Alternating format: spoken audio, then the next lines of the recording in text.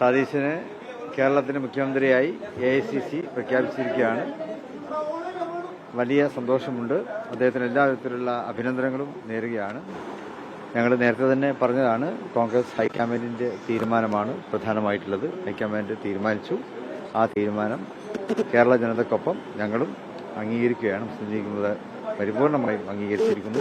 ഒരു നല്ല ഭരണം നടത്തുവാൻ തീർച്ചയായിട്ടും സതീശന് സാധിക്കും. ടീം UDF ആണല്ലോ സതീശൻ തെരഞ്ഞെടുപ്പിന്റെ എല്ലാ സമയങ്ങളിലും അദ്ദേഹം പറഞ്ഞ വാക്കുകളാണ്. തീർച്ചയായിട്ടും ടീം UDFന്റെ തന്നെ ഒരു ഭരണമായിരിക്കും ഇനി അടുത്ത 5 വർഷക്കാലം ഇനി തുടർന്നും കേരളത്തിൽ ഉണ്ടാകാൻ പോകുന്നത് എന്നുള്ളതിൽ ഞങ്ങൾക്ക് വലിയ സന്തോഷമുണ്ട്. എല്ലാ വിധത്തിലുള്ള അഭിനന്ദനങ്ങളും ആഹ്ലാദങ്ങളും പങ്കുവെക്കുകയാണ്. AICC ആണ് ഈ കാര്യത്തിൽ അന്തിമ തീരുമാനമെടുത്തത്. കോൺഗ്രസ് ഹൈക്കമാൻഡാണ്. ഹൈക്കമാൻഡ് ഈ കാര്യത്തിൽ ജനാധിപത്യപരമായിട്ടുള്ള എല്ലാ കാര്യങ്ങളും അവർ പരിശോധിച്ചുകൊണ്ടിരുന്നു. MP-മാര്, MLA-മാര്, എല്ലാ ജനാധിപത്യ പ്രക്രിയകളും അവർ വിശദമായിട്ട് തന്നെ അവർ ചർച്ച ചെയ്തു.